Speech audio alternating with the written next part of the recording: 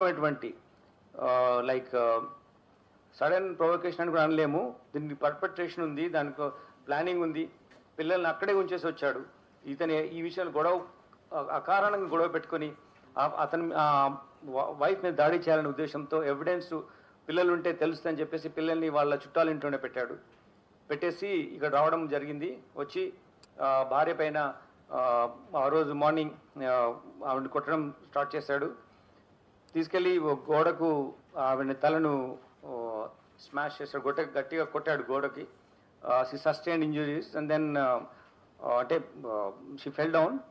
అప్పుడు పైన కూర్చొని గొంతు నులిమేసేసి ఆవిడ చంపడం జరిగింది. ఇది ఎలా మనకు తెలిసిందంటే ఈ జరిగిన విషయాలన్నీ కూడా తర్వాత తీసుకెళ్ళి నది అక్కడ చెరువులో ఎలా వేశాడు అని అన్నీ కూడా, ట్యాంక్లో ఎలా వేశాడు అనే అన్నీ కూడా మనకు వీళ్ళ ఈరోజు వస్తువు వెళ్తున్నాడు కదా, మేము అతను ఎంక్వైరీ ఎగ్జామిన్ చేస్తున్నాం, మళ్ళీ పంపిస్తున్నాం, మళ్ళీ వస్తున్నాడు. ఆ ప్రాసెస్లో ఈరోజు ఉదయం వాళ్ళ ఈ అమ్మాయి చనిపోయిన వాళ్ళ అమ్మాయి మేనమామకు ఇతను చెప్పాడు జరిగింది ఏంటి ఇట్లా అని చెప్పేసి. ఆయన ముందు కన్ఫెస్ చేశాడు. ఆ కన్ఫెస్ చేసింది అతను వచ్చి మళ్ళీ మన పోలీసుని పిలిచినప్పుడు ఇలా జరిగిందని చెప్పాడు ఇదంతా.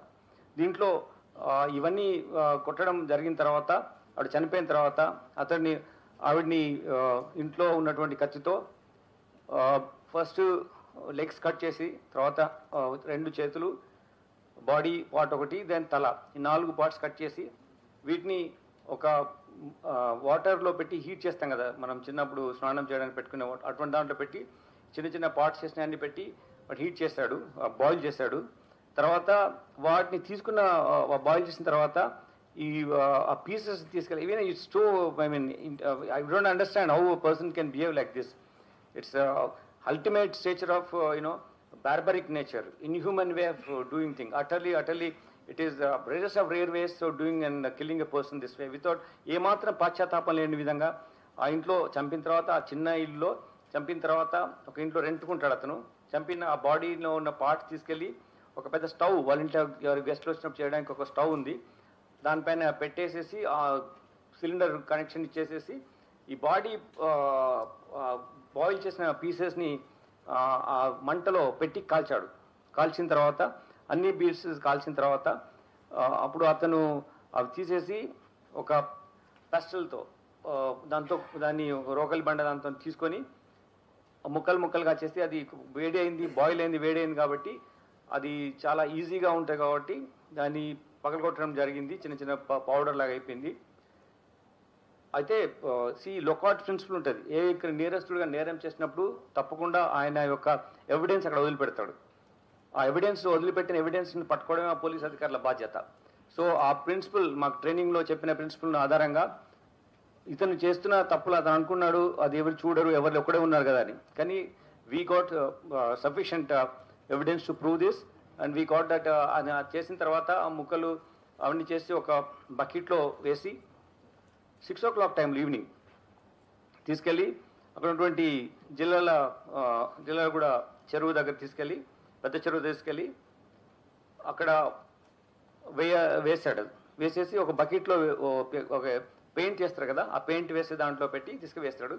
అది తీసుకెళ్ళిన బకెట్ కంటైనర్ ఏది ఉందో అది సీజ్ చేయడం జరిగింది. దాని తర్వాత అతను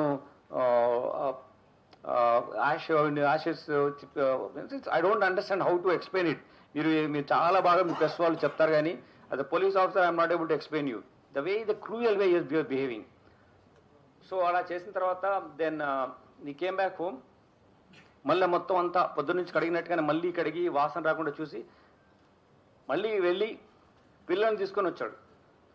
అంటే చూడండి అతని మనస్తత్వం. తీసుకొచ్చి మదర్ ఎక్కడ ఉందంటే ఇట్లా బయటికి వెళ్ళింది అని చెప్పేసి ఈమె మీద లేనిపోని విధంగా చెప్పి పిల్లల్ని ఏదో చేసి పడుకోబెట్టి మెయిన్ బెడ్రూమ్ ఏదైతే అతను చేసినాడో ఉన్నాయో అది మాత్రము వెళ్లకుండా యాక్సెస్ కంట్రోల్ పెట్టి లాక్ చేసి పెట్టి బయటనే ఉండి అట్లా 2 days గడిపాడు. దాని తర్వాత వాళ్ళ పేరెంట్స్ వచ్చి అడగడము, తర్వాత విధి లేని పరిస్థితిలో మిస్సింగ్ కేసు మిస్ అయింది నాకు తెలియదు అని చెప్పడం మూలంగా వాళ్ళ మదర్ వచ్చి మనకు కంప్లైంట్ చేయడం, ఆ కంప్లైంట్ ద్వారా మనం ఇన్వెస్టిగేట్ చేయడం మొదలుపెట్టాం.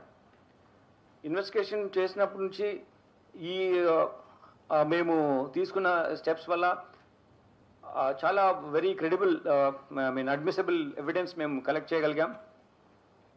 అతన్ని మేము తీసుకొచ్చినప్పుడు మేము క్వశ్చన్ చేస్తున్నప్పుడు ఈ ఎక్స్ట్రా జ్యుడిషియల్ కన్ఫెషన్ ఏదైతే వాళ్ళ మేనమామకు చేసినటువంటిది కన్ఫెషన్ ద్వారా ఎన్నో ఇన్ఫర్మేషన్ ద్వారా మనం చేస్తున్నప్పుడు ఫస్ట్ అతను చాలా ప్లాన్డ్గా తీసుకెళ్ళి అక్కడ ఒక డంప్ ఉంటుంది అనమాట. ఇది మనం జనరల్గా తీసుకెళ్ళిపోయి వేస్ట్ అక్కడ పడేస్తాం కదా, అటువంటి ప్లేస్ ఒకటి ఉంది చెరువు దగ్గర కట్ట పక్కన అట్లా. సో అందులో పడేసాము, బాడీ పాస్ చిన్న చిన్న బ్యాగ్లో పెట్టి, అది ఎవరో మున్సిపాలిటీ వాళ్ళు తీసుకెళ్లారని వాళ్ళకి చెప్పాడు. అది యాక్చువల్లీ అది కాదు, ఆయన మళ్ళీ తీసుకెళ్లి నీళ్ళలో కలిపడమే కరెక్ట్. అట్లా ఎట్లా చెప్పేసేసి మున్సిపాలిటీ తీసుకెళ్ళిపోయారు అని చెప్పి మిస్లీడ్ చేయడానికి కూడా ట్రై చేస్తాడు. చాలా విధాలుగా అతను పోలీసును మిస్లీడ్ చేయడం కానీ ఈవెంట్ చేయడం చేస్తాడు. సో మేమంతా సీన్ ఆఫ్ అఫెన్స్ రీకన్స్ట్రక్ట్ చేసి అతను అక్కడ ఎక్కడైతే వేసాడో తర్వాత చెప్పిన దాని వల్ల సీన్ వెళ్ళి చూసి మెటీరియల్ అంతా సీజ్ చేసాం.